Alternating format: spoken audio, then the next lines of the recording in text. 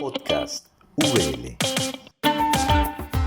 Hola, hola, bienvenidos, bienvenidas a este último podcast de este especial después de la Biblia, los ritos cristianos. Mi nombre es Raquel Huerta, soy estudiante de la carrera de licenciatura en Ciencias Teológicas y estoy muy feliz, muy contenta porque hemos hablado durante los 3 episodios anteriores de algunos ritos que se han ido modificando, que han ido cambiando, que se han ido agregando, ¿verdad? Y hoy vamos a ir a estos ritos que más bien desaparecieron, ¿verdad? Porque donde se fue institucionalizando las cosas, donde se fue acomodando las cosas, pues algunas cosas quedan por fuera, que es algo muy normal.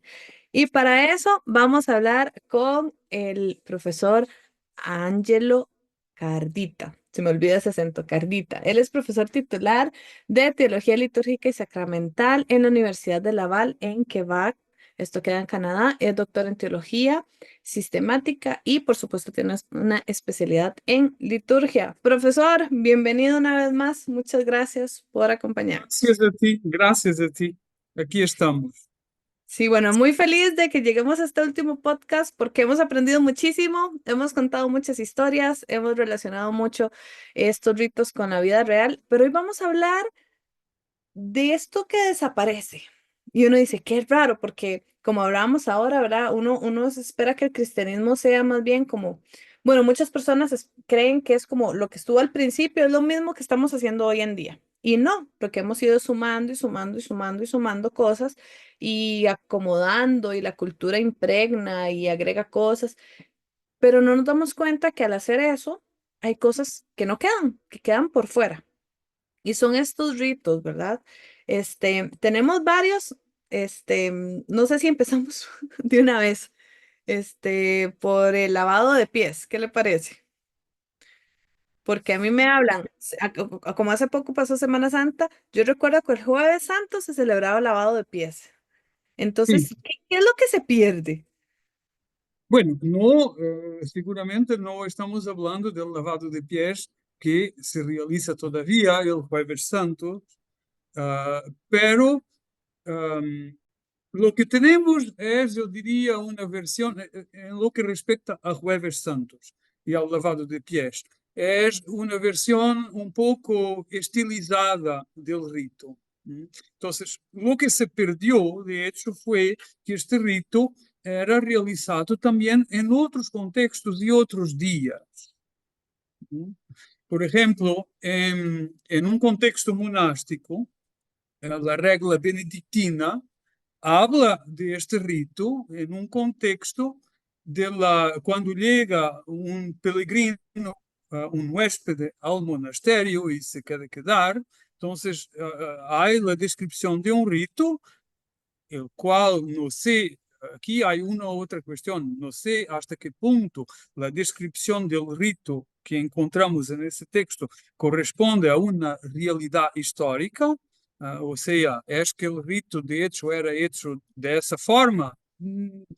Quizás no fuera el caso, pero es muy significativo que hay un rito para la acogida de una persona, un laico que llega, está de paso y pide al monasterio para quedarse algunos días. Entonces, en la regla benedictina hay un capítulo sobre lo que hay que hacer en ese caso y todo lo respecto que hay que mostrar a las personas, porque tú sabes ya del Evangelio que un peregrino, una persona en viaje, es sacramento de Cristo. Entonces, en ese contexto, se habla de una reunión de toda la comunidad, lo que no me parece muy probable porque, en fin, las personas están ocupadas en sus cosas. Cuando llega una persona, no todos están muy disponibles para reunirse ahí, pero esa sería la intención de que tener una reunión de la comunidad. um, una pequeña, yo llamaría una pequeña liturgia de la palabra, o sea, la lectura de un paso del Evangelio o de las Escrituras, y como acto de acogida de la persona, este rito del lavado de los pies, ¿no?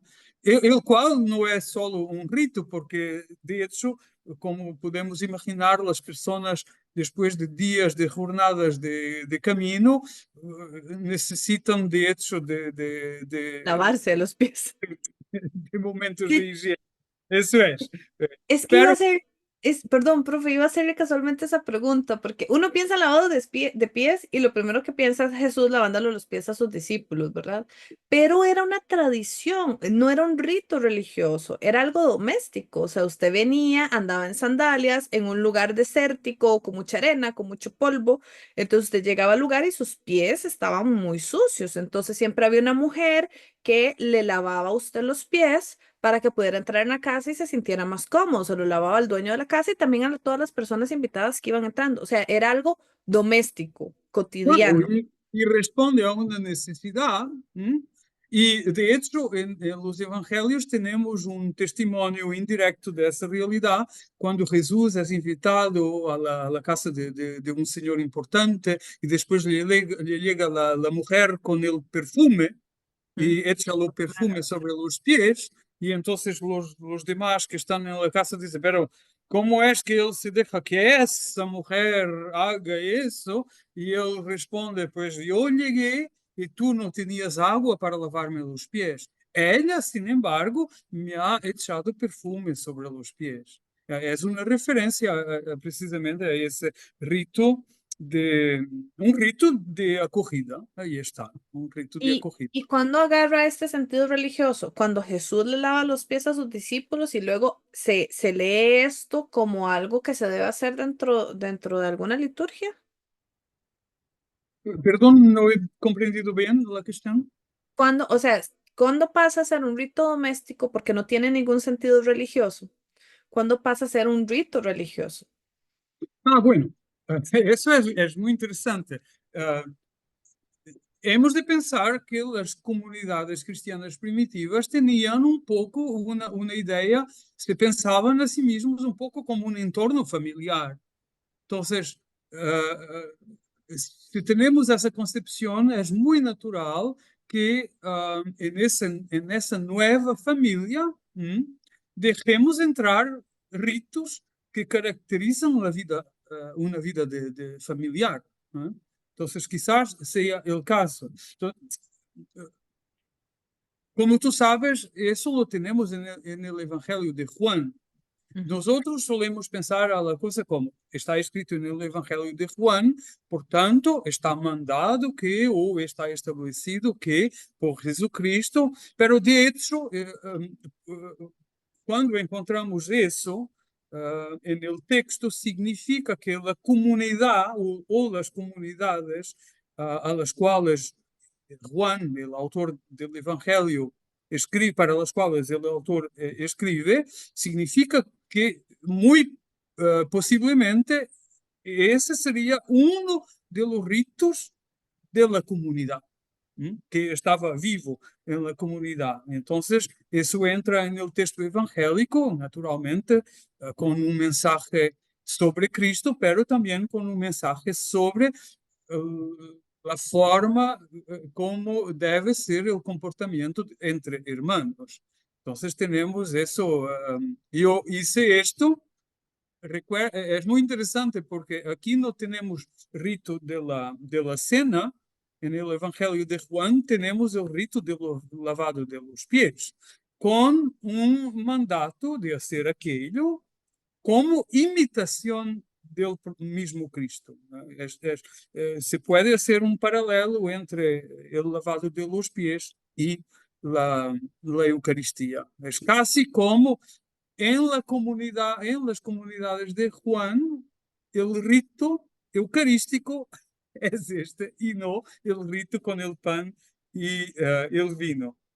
Un otro paréntesis sobre lo que se podría llamar una diversidad de comprensión y de prácticas eucarísticas es en el mismo Evangelio de Juan, las apariciones del resucitado, hay comidas, ¿verdad?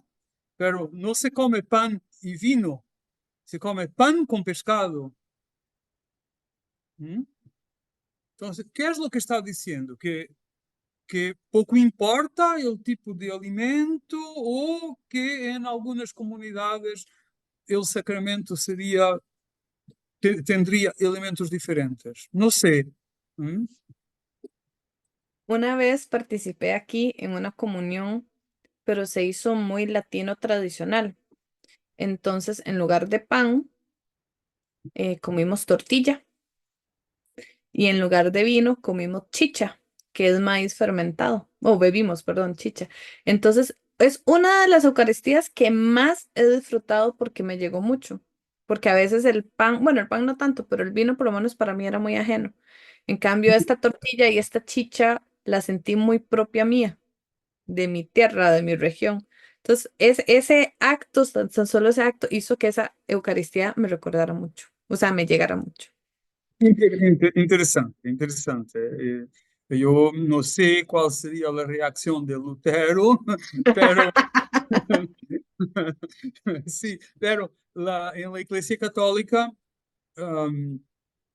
tenemos alguna dificultad con esto. Hay esta idea de que respetar los mismos elementos determinados por Ujú. Jesús, que eso hace parte de los elementos constitutivos fundamentales de la Eucaristía. Y por tanto, aquí está el problema de la diferencia cultural, incluso en una región del mundo donde no se conoce el pan o no se conoce el vino, como la cultura mediterránea, ¿eh? Pero incluso ahí, ¿eh? La Iglesia Católica está Pues convencida, cree que la Eucaristía necesita de esos elementos concretos, ¿no? Déjame añadir solo esto.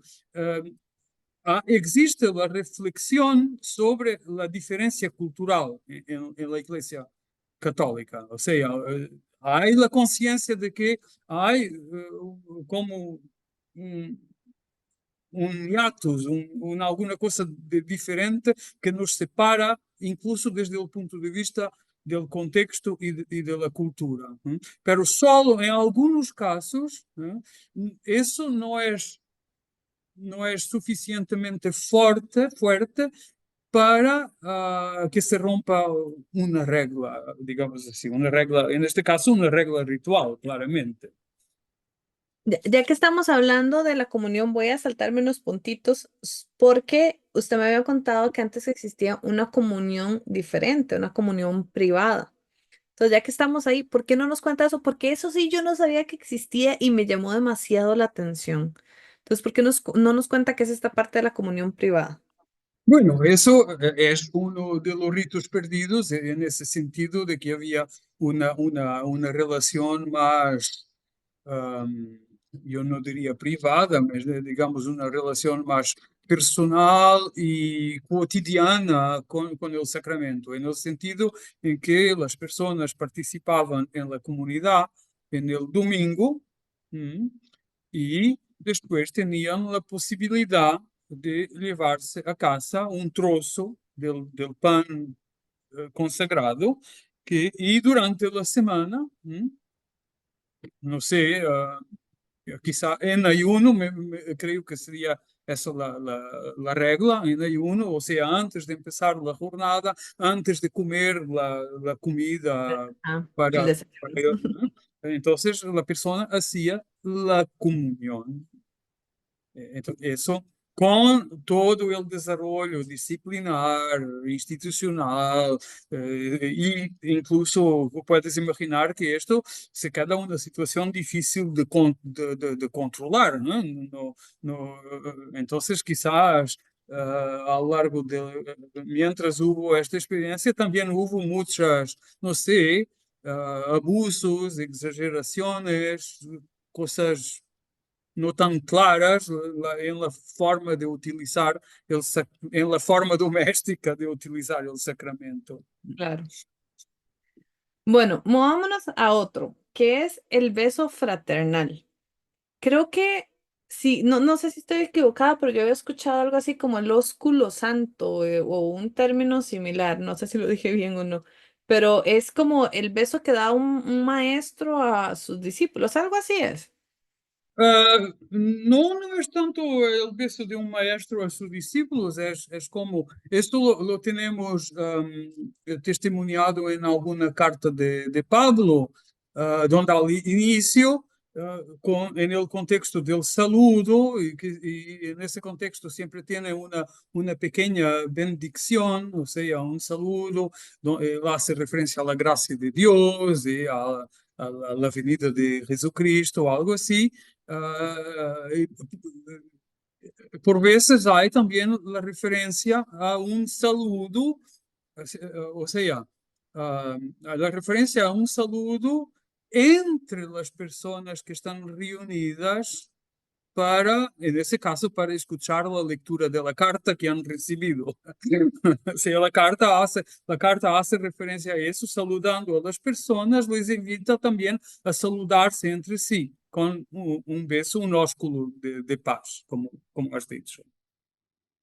Entonces, eso nos hace imaginar que las reuniones, concretamente de algunas comunidades paulinas, empezarían con ese rito de fraternidad.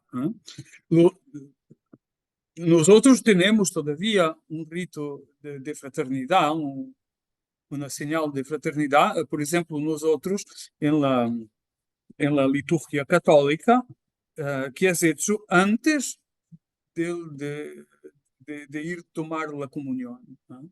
Hay una pequeña, hay 2 o 3 ritos de preparación hacia la comunión, ¿ah?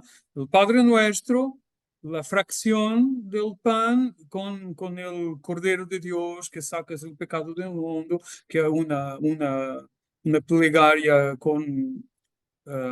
que tiene algún carácter penitencial, porque se dice, ten piedad de nosotros, danos la paz.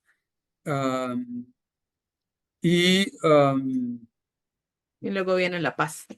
exacto, era eso que se me estaba olvidando Da- del darnos la paz. exacto. Y el beso de la paz, y después entonces los ritos estrictamente de comunión, cuando uno se acerca y recibe el pan y por veces también el vino.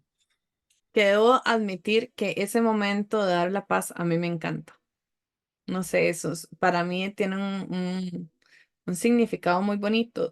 De hecho, cuando no voy mucho a misa, pero cuando tengo que acompañar a mi abuelita o a otras personas, por lo que sea, es un momento que disfruto mucho porque estoy rodeada de extraños, de personas que no conozco y aún así todos se vuelven la paz, y yo deseo lo mismo para ellos y digo, qué bonito, le estoy deseando la paz a un montón de gente que no conozco, pero que ojalá tengan una semana bien bonita, llena de alegría. Si es una persona que está muy atribulada por algunos problemas, ¿verdad? Que pueda encontrar la paz y salir de esos momentos. Me parece algo maravilloso, pero por lo Sí, menos es una acción que me encanta. es muy interesante lo que dices. Sí, pero lo que dices corresponde a tu percepción y a tu experiencia personales. Pero podemos intentar sacar eso, digamos, de un ámbito personal y imaginar cómo sería si nuestras reuniones cristianas, no solamente las reuniones rituales, porque una reunión con otro propósito puede tener elementos de tipo ritual, ¿no? El ritual no tiene por qué contaminar o apropiarse de todo un acontecimiento, pero una reunión para discutir sobre algún aspecto puede tener algún elemento ritual más evidente. Entonces, si estamos entre cristianos, podríamos recuperar este beso fraternal, este ósculo de paz, ¿no? Que ayudaría a construir una relación incluso entre desconocidos, ¿no? Que es tu punto. Apoyo la propuesta, me encanta. Es solo imaginar, no es ni siquiera una propuesta, es solo. No, pero a lo mejor aquí todas las personas que estamos viendo y estamos escuchando esto podemos decir, mira, sí es cierto, y ir a nuestras comunidades y tener un momento de saludo. De hecho, yo estuve en una iglesia donde antes de empezar, o sea, se cantaba, se daba el preludio y decía, bueno, tomémonos 2 minutitos para saludar a las demás personas. Sí, Ay, me parece maravilloso. es un eco de una práctica que nosotros no sabemos exactamente cómo era esa práctica, ¿no? Sabemos que era tan importante que llegó a caracterizar algunas comunidades cristianas antiguas, ¿no? El hecho de que tuvieran ese beso, ese ósculo de paz, ¿no? Es posible recuperar eso de mil maneras, no es necesario que Que sea un beso de paz. Sí, sí. físicamente, ¿no? Hay mil maneras de crear esa situación. Me parece muy bonito. Bueno, hay otro que estuve pensando mucho en este, muy interesante. Vamos a hablar de la unción con aceite, pero es que vieras que me estuve acordando que también desde el área, insisto, desde el área protestante y posiblemente pentecostal, llegó un momento donde esto de la unción con aceite, no sé si decirlo, se volvió tendencia, se puso de moda. Entonces estaban los pastores con el tarro de aceite y no podía ser cualquier aceite, aceite de oliva y tenía que ser bendecido y entonces uno le untaban el aceite, le quedaba uno el pelo todo grasoso y la frente y las manos y se daba una bendición. Algo así era la unción con aceite en el pasado. Sí, O en la antigüedad cristiana hubo alguna cosa de ese tipo, pero con un detalle, que también en este caso por veces había prácticas domésticas, personalizadas, o sea, no era solo unciones en la comunidad, en la iglesia, por el obispo o un presbítero, sino también existía prácticas. Hay testimonios de prácticas en que las personas tenían una pequeña garrafita de botellita con aceite y bueno, si estás enfermo, si tienes un dolor o algo así, entonces es como una medicina sagrada que tienes en Ujú. casa más. Las personas tendrían otras cosas, ¿eh? Ah, como medicina tradicional, pero entre esas cosas también estaba esta de tipo, digamos, cristiano, religioso. También aquí quizás todo desapareció por cuestiones de disciplina, de control dogmático, de abusos, porque, bueno, lo que cada uno hace en su casa es difícil de controlar. Creo que quizás sea eso. Yo creo, no sé, pero hay que admitir que también algunas iglesias hacen negocios de otros, de ciertas creencias que tienen las personas. Porque aquí en Costa Rica hay una iglesia muy grande que vende pañuelos ungidos por este gran personaje de aquí en Costa Rica. Entonces uno va a esa iglesia y tiene toda una tienda y hay pañuelos ungidos o cosas ungidas que vos podés agarrar, ¿verdad? Ungidas con aceite, que vos podés agarrar como si fuera, no sé, algo milagroso que te va a ayudar a sanar algo o a pedir por algo, ¿verdad? Entonces, Solo tener en casa para proteger la casa de malos espíritus, cosas así. Sí, hay ese tipo de creencia. Sí, esa práctica es muy antigua. Creo que ya los griegos tenían cosas de ese tipo, de como, amuletos. exacto, recuerdos con relación con un lugar sagrado o un personaje sagrado, y entonces se guardaba eso en casa con una función, no sé, de protección, sanación, algo así.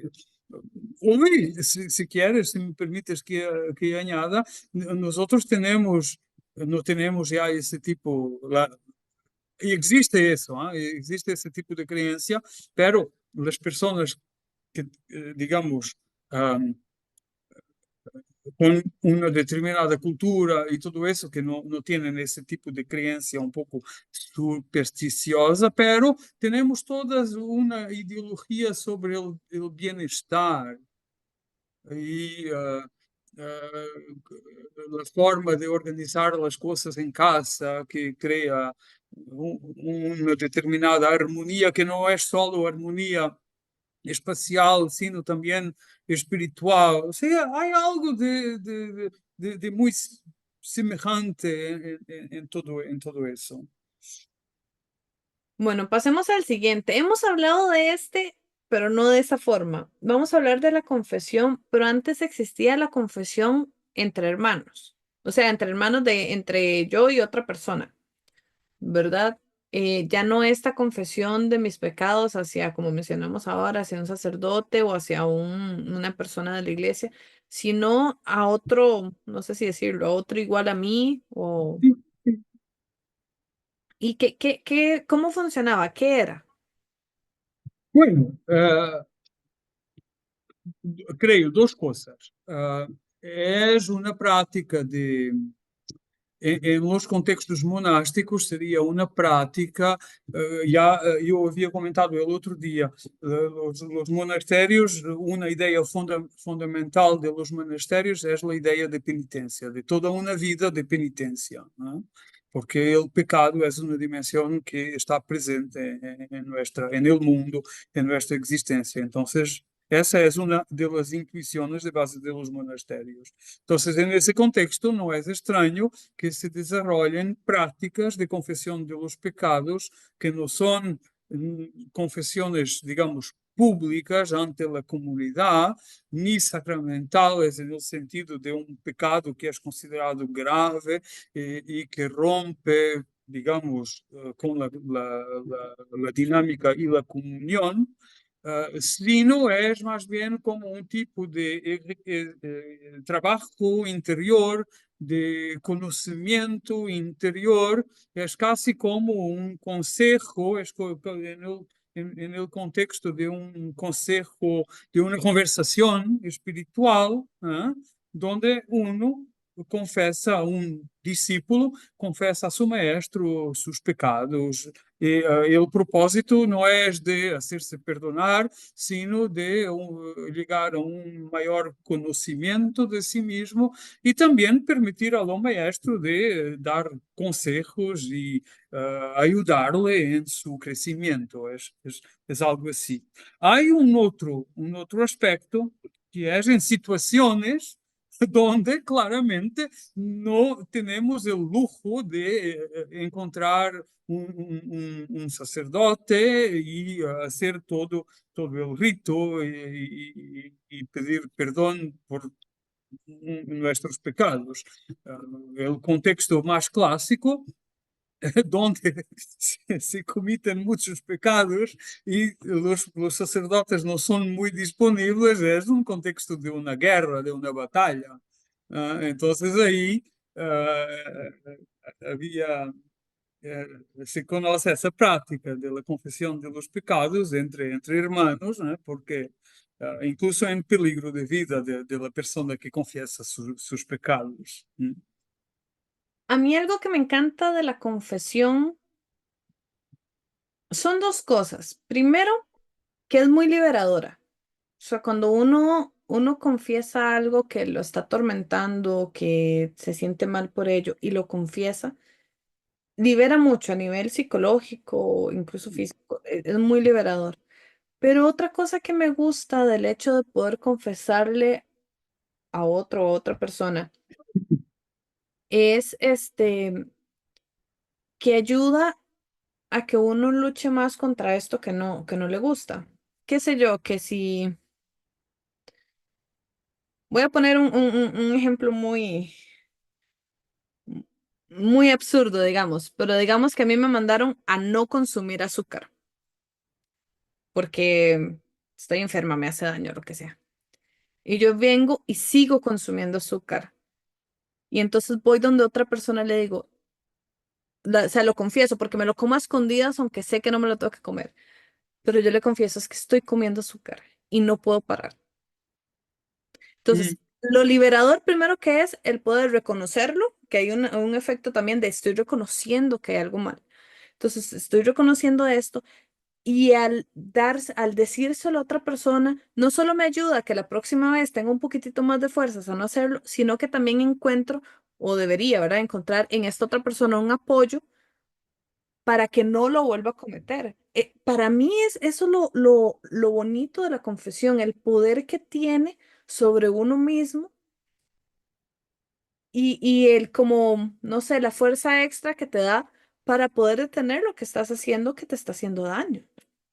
Sí, sí. En lo que respecta a los ritos que para nosotros tienen fuerza sacramental, o sea, que estamos, cuando en un contexto católico se dice de un rito que tiene un carácter sacramental, estamos diciendo que seguramente sin necesidad de discusión, la gracia de Dios se hace presente a través en ese acontecimiento. O sea, que no es por veces sí, por veces no, o sea, siempre que se realiza ese rito es para que la gracia de Dios venga y actúe.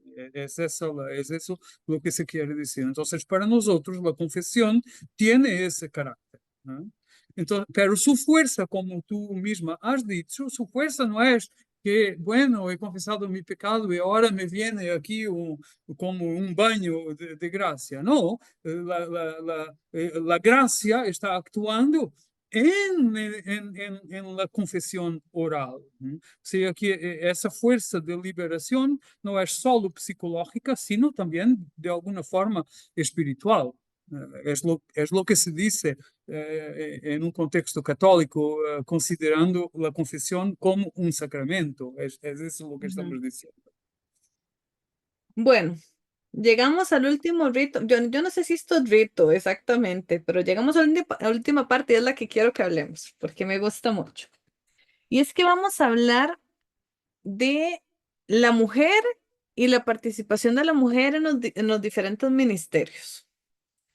Porque ahora en la actualidad hemos estado hablando mucho del feminismo y que la mujer participe, y que sea igual, pero a mí me sorprendió que usted me dijera que es que antes era así y se pierde durante el camino y ahora se está luchando para retomarlo. Entonces, ¿qué podemos hablar de la mujer y los ministerios? Bueno, hay testimonios ya en los textos del Nuevo Testamento. Pablo que presenta a sus colaboradores y entre el grupo hay mujeres. ¿Mm? Por tanto, ¿por qué todos los demás tendrían algún ministerio de importancia en la comunidad y esta, porque es mujer, no, pero estaría en la lista de Pablo? Entonces, es evidente que estamos hablando de mujeres que tenían algún papel de importancia en la comunidad, ¿no? Y entonces, y, hay toda la teología feminista hoy que uno de los aspectos interesantes de la investigación es de intentar resgatar de la invisibilidad, las mujeres de la invisibilidad, también en los ministerios. Entonces, por veces hay estudios sobre una determinada mujer que sería sacerdote en una determinada comunidad, uh, todo ese tipo, incluso ya después del periodo neotestamentario, o sea, ya en una situación de comunidades más estables. Y todo eso puede tener un carácter hipotético, pero sabemos seguramente que existió un ministerio diaconal femenino. Eso lo sabemos. Entonces, estrictamente hablando, ¿cuál es el rito que hemos perdido? Bueno, conocido, hemos perdido esta bendición o ordenación de las mujeres para el ministerio de diáconos o diaconisas. Estamos Ujú. hablando de mujeres. Entonces, hay al menos ese ministerio. Actualmente hay una discusión, bueno, por veces se vuelve a discutir eso en la Iglesia Católica, la participación de la mujer, la posibilidad de ordenar a las mujeres para los ministerios. que tradicionalmente são considerados masculinos e tudo isso. Pero, desde um ponto de vista histórico, temos esse testemunho com a discussão, que é acompanhado da discussão mais de tipo dogmático, se seria uma ordenação como aquela de los hombres, ou se seria mais bem uma bendição com um caráter um pouco diferente. Bueno, eso, claro, todo eso tiene relación con el hecho de que en la Iglesia Católica y en la Iglesia Ortodoxa se impuso una tradición masculina de los ministerios, Ujú. ¿no? Entonces hay todo ese tipo de dificultad. Pero desde un punto de vista histórico, sabemos que existieran diaconisas. Ahí está. Y eso es un rito, rito más que hemos perdido en el cristianismo. Sí, de hecho estaba pensando los papeles de la mujer en las iglesias. Yo conozco el lado protestante, ¿verdad? Y aunque hay algunas iglesias que reconocen el pastorado de la mujer, en realidad casi siempre son las mujeres las que les toca la parte de la educación cristiana, o sea, trabajar con los niños, escuelita dominical, o la parte de la cocina. Entonces, si hay cocina, si hay servicio de cocina en la iglesia, o se va a hacer una comida comunitaria, quienes están a cargo son las mujeres. O sea, se ha relegado el servicio a la mujer en la iglesia. Ah, bueno, y limpieza. Entonces, para la limpieza del templo, para la cocina y para la educación cristiana. O sea, las mismas labores que se le atribuyen en la casa, se le han atribuido en la iglesia. Cocinar, el cuidado de niños y el mantenimiento del lugar, la limpieza del lugar. Entonces, también me pongo a pensar, ¿qué tanto hemos avanzado? O sea, sí, ya participamos en las iglesias, pero de verdad sí, ¿verdad? Porque cuánto cuesta, de hecho, también lo noto mucho con esto de los podcasts. ¿Cómo cuesta encontrar a una mujer que sea especialista en algún tema y que tenga también el tiempo para grabar? Casi todos son hombres. ¿Por qué? Por las Mm, mismas obligaciones que tiene la mujer dentro de muchos espacios, ¿verdad? Entonces, ha sido muy sí, interesante todo esto. sí, sí, sí, sí, sí. Es interesante el paralelo que haces con la vida familiar. Entonces, es casi como estuvieras diciendo, no estás hablando solo que la comunidad cristiana sigue el modelo familiar, sino estás diciendo también que la vida familiar es condicionada por una especie de desequilibrio en la relación entre hombre y mujer. Por Eh, supuesto. Y después de eso llega hasta la comunidad cristiana. Sí, es muy interesante. Todo un fenómeno ahí que se puede estudiar. Pero bueno, ese tal Sí. vez lo dejamos para después. Para, Profesor, para, para ajá, terminar, creo que me gustaría de añadir una o dos ideas. Am, Me estoy recordando de algo que has dicho al inicio del podcast sobre la historia como una progresión donde hay cosas que se añaden, ¿no? Esa o sea, tú has dicho eso, pero también has dicho que por veces hay personas que tienen una visión estática de la historia, como nosotros los cristianos lo que estamos haciendo es lo mismo que hicieron los primeros. Entonces, cuando yo me recuerdo cuando hemos hablado un poco entre nosotros para preparar nuestra conversación de hoy, cuando yo te hablé de que, bueno, también hay algunos ritos desaparecidos que se han perdido, has manifestado una cierta sorpresa. La sorpresa es precisamente porque esto viene a desconstruir nuestra idea de la historia como una línea muy recta y que es como una línea que es siempre abierta y hay nuevas cosas, es como un acumular de cosas, como si nada, como si conserváramos todo, ¿ah? Pero tenemos mucha más riqueza que nuestros antepasados. Entonces, la idea, solo la idea de ponerse la cuestión, pero quizás hemos perdido algún rito a lo largo de la historia, ya muestra algo como quizás sea bueno desconstruir un poco esta idea muy estilizada de historia. Y también estamos desconstruyendo la idea de progreso, ¿no? La idea de que estamos caminando y que nosotros, los que estamos vivos, somos de alguna forma más importantes o más ricos de los que ya no están vivos, ya pertenecen al pasado. Enfim, es un poco... y eso está presente también en la historia de la Iglesia, en la manera de hablar de la historia de la Iglesia y de los ritos cristianos y todo eso. Entonces, para decir que me ha gustado particularmente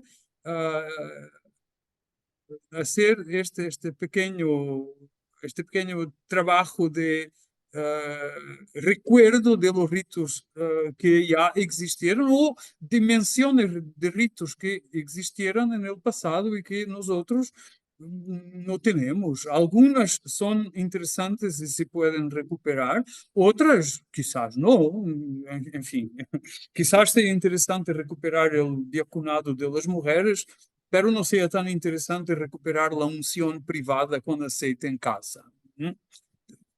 Não sei, algo assim. Pero, como desde um ponto de vista teórico, me ha gostado. Também porque, ao início, quando me has comentado a ideia, eu he pensado, pero no se puede hacer la historia de los rituales cristianos, ¿no? Porque, en fin, es Está una u otra. difícil. No es ese el propósito, hacer la historia. Y después de la Biblia, los ritos no están exactamente después de la Biblia, porque la Biblia es también, puede ser un documento en el cual encontramos testimonios de algunas prácticas rituales. Entonces, al inicio me parecía un poco un pouco raro esta ideia. Pero depois, principalmente com esta possibilidade de falar de ritos perdidos ou desaparecidos, eu he pensado, mira, al final é interessante. Sí, está bueno. No, pero yo creo que lo interesante es entender cómo pensamos y el por qué, o qué es lo que hacemos y por qué lo hacemos, porque a veces nada más nos dejamos guiar de lo que nos dicen y hacemos los ritos sin entender de dónde vienen o el por qué, ¿verdad? Y entonces creo que es muy interesante también entenderlos, entender su origen, también que cómo evolucionan, ¿verdad?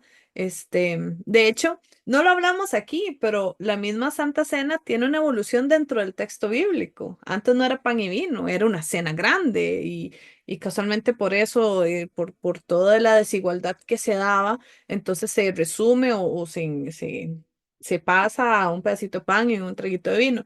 Entonces, ver también lo importante que es cómo nuestras creencias o nuestros actos litúrgicos o rituales van evolucionando con el tiempo y también acomodándose a los diferentes contextos en los que vivimos, Sí, ¿verdad?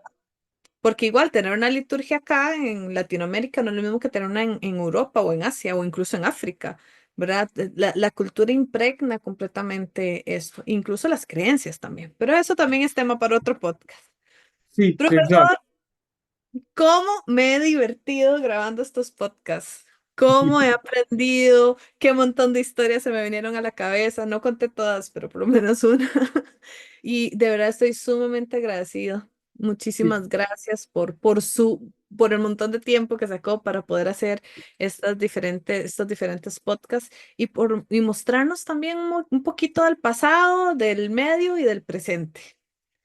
Sí, nosotros comentávamos algum dia, em algum momento, el hecho de que, bueno, el discurso no es exactamente muy técnico ni muy documentado desde un punto de vista histórico, no hemos hablado de fechas muy exactas y todo eso.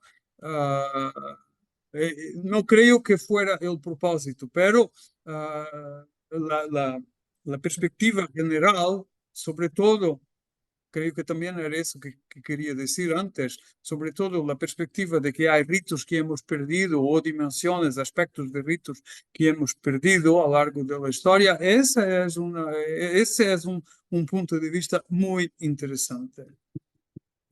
Sí, de verdad, espero que todas las personas hayan disfrutado estos 4 podcasts al igual que nosotros, que hayan descubierto cosas nuevas, que la próxima vez que practiquen alguno de estos ritos lo hagan de una forma más consciente, entendiendo también su propósito y entendiendo todo lo que hay detrás, ¿verdad? Bueno, yo quedé encantada yo. Recuerden que pueden dejarnos sus comentarios, pueden contarnos si nos brincamos algún rito o algo así, pueden dejarnos sus comentarios, pueden contarnos qué prácticas utilizan ustedes en sus comunidades de fe. Lo que quieran contarnos, bienvenido sea, todo eso enriquece muchísimo el podcast. No se les olvide seguirnos en las diferentes redes sociales.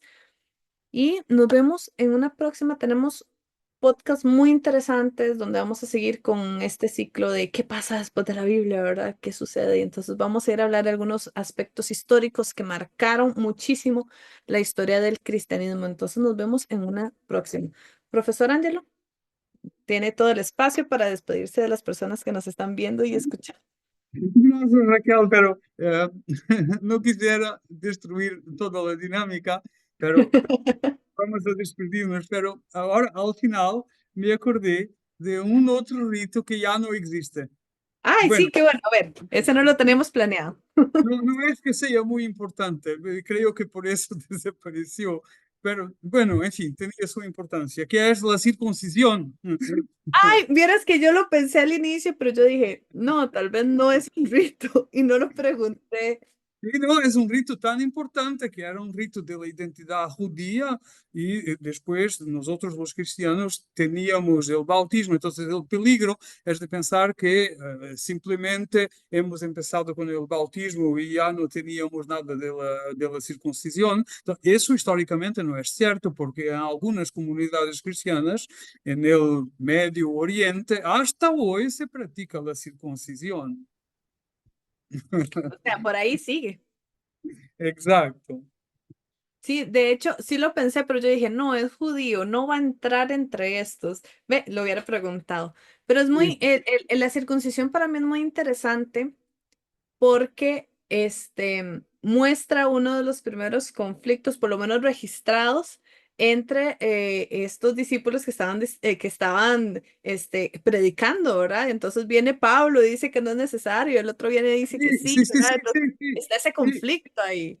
sí, me acordé de eso porque la discusión que encontramos en el libro de los Hechos, la discusión es al final una discusión teológica sobre cómo hemos los cristianos de discernir cuáles son los ritos que incorporamos o que no incorporamos en nuestra comunidad.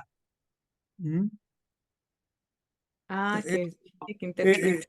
entonces, en cada época histórica, porque tú hablabas de nuevos contextos culturales y todo eso, siempre hay esta cuestión. Hay culturas que tienen algunos ritos, entonces los cristianos se preguntan, ¿es que nosotros podemos continuar a hacer este rito? Entonces, tenemos en el libro de los Hechos la discusión, digamos, paradigmática sobre cómo qué es lo que hemos de observar en los ritos, qué es lo que podemos conservar de los ritos, uno, si queremos continuar con ellos en el seno de la comunidad cristiana.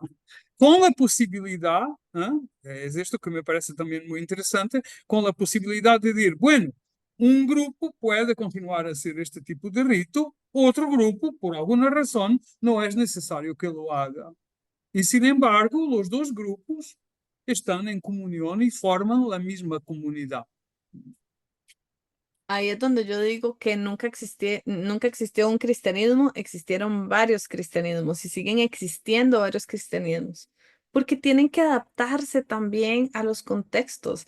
De hecho, yo sé que ya me despedí, pero ya volví a hablar aquí, perdón. De hecho, es muy interesante porque un profesor me decía, es que imagínate que un soldado romano quiere ser cristiano, ¿verdad? Y entonces le dicen, tienes que circuncidarte. Y él dice, no puedo.